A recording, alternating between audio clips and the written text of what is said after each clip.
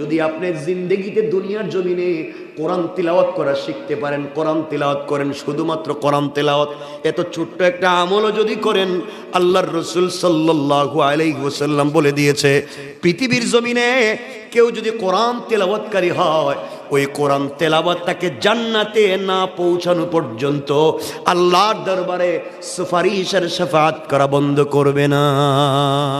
সুবহানাল্লাহ পড়েন। কথায় কথা চলে আসছে মধ্যখানে, 1 মিনিটে বলে দিই, আল্লাহর গোলাম দুনিয়ার জমিনে আল্লাহর গোলাম ইন্তেকাল করেছে।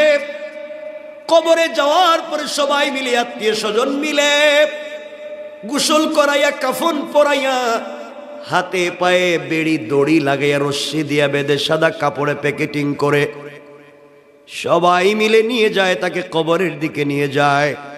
বান্দা চোখের পানি ছেড়ে ছেড়ে কান্দে আর বলে, সন্তান, তোর জন্য না ঢাকা শহরে এত সুন্দর বাড়ি বানাইলাম, তুই কেমনে আজকে বাপরে বান দিয়া তুই কই নিয়ে যাস?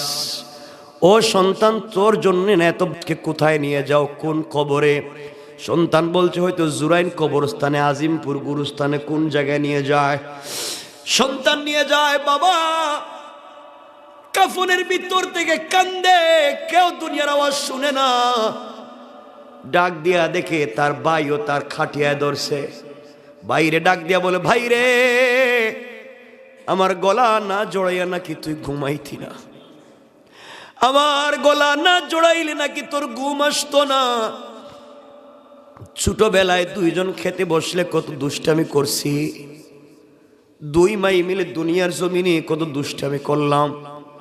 কেমনে রে ভাই তুই আজকে আমাকে, কেমনে তুই আমাকে ভুলে গিয়া জাহান্নামের কবরের দিকে নিয়ে যাস?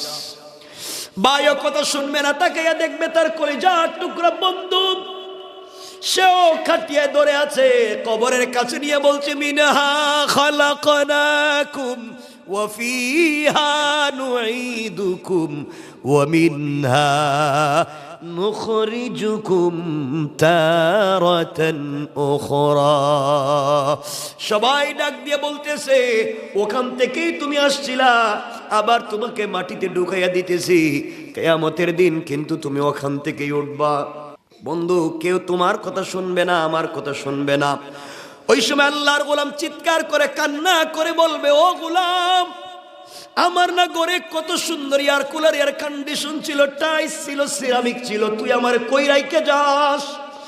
সবাই মিলে তোমাকে আমাকে কবরের ভিতরে শোয়া দিবে, মাটি উপর দিয়া দিয়া যখন সবাই চলে আসবে, আল্লাহর গোলাম কবরের ভিতরে কাঁদতেছে। এমন সময় ফেরেশতারা এসে তাকে জিজ্ঞেস করছে, মার রব্বুকা, ও গোলাম বলো না তোমার রবকে? গোলাম তো ঠিক মতো উত্তর দিতে পারে না, কারণ দুনিয়ায় রবের পথে চলে নাই। দুনিয়ায় রব যেই পথের কথা বলছে গোলাম, ওই পথে গোলাম চলে নাই।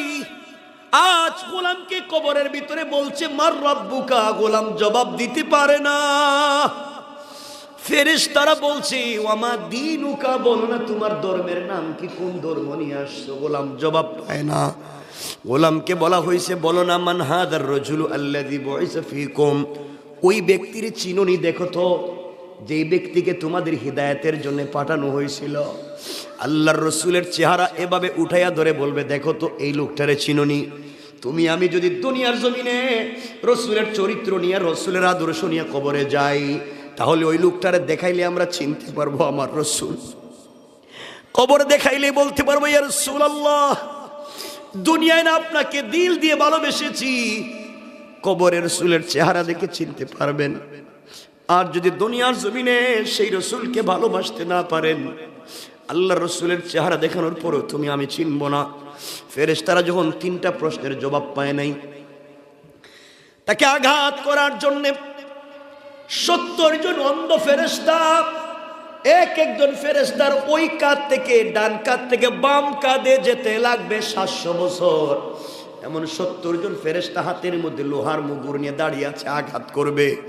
70টা সাপ বিচ্ছু দাঁড়িয়ে আছে, তাকে খেয়ে ফেলবে। চিৎকার করে আল্লাহর গোলাম কাঁদবে, তাও কেউ শুনবে না, কারণ এই দুনিয়ায় কাঁদলে তো কেউ না কেউ শুনবে, কিন্তু কবর